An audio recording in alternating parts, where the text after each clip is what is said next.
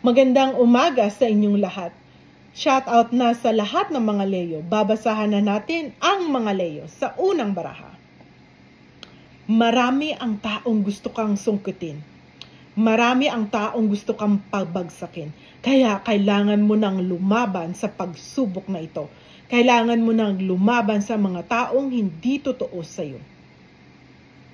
Para hindi ka na bumagsak at hindi ka na dumaan sa matitinding pagsubok ng depresyon at anxiety sa iyong buhay, kailangan mo nang lumaban sa iyong buhay ng buong tapang dahil hindi ka nila kayang pabagsakin.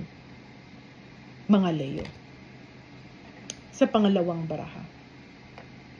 Itong espada na nasa dilim ay sumisimbolo ng umiiyak, nagsisisi, kalungkutan, kabiguan dahil sa mga matitinding pinagdaanan mo sa iyong buhay. Dala ng ibang tao. Huwag mong hayaan na paulit-ulit na pagsubok ang darating sa iyong buhay.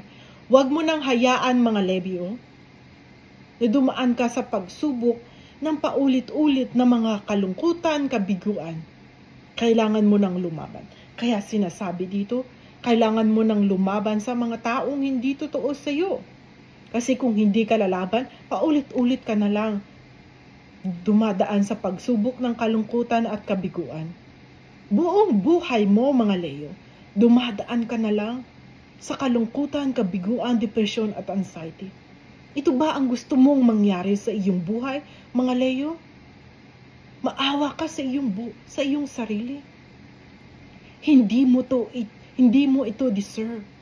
Deserve mo na maging masaya. Huwag mong hayaan na maging miserable ang iyong buhay dahil sa mga taong hindi totoo sa iyo. Hindi magandang intensyon sa iyo. Hindi sila importante.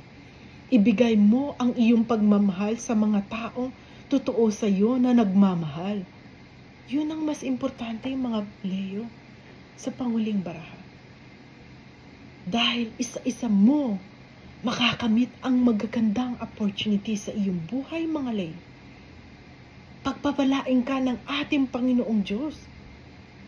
Kailangan mo lang baguhin ang iyong sistema sa iyong buhay, mga Leo. Kung ilelet go mo ang mga kabiguan, anxiety at depression na may hindi magagandang mangyayari sa iyo, papasok na ang pagpapala ng ating Panginoong Diyos. Ito ang solusyon para makamit mo lahat ng magaganda at masaganang buhay, pag-ibig, mga Leo. Kung ano man ang nasayang sa iyong buhay, ano man ang magagandang opportunity yung nasayang, natapos na ito. I-let go mo na ito. Ibigay mo na ang buong tiwala sa ating Panginoong Diyos. Dahil pagpapalain ka na ng ating Panginoong Diyos. Kung ano man ang nasayang na magagandang opportunity, ano man ang nasayang dahil sa maling desisyon na iyong ginawa sa iyong buhay, papalitan na ng ating Panginoong Diyos ng 10 times ng blessing na galing sa ating Panginoong Diyos. Mga Leo.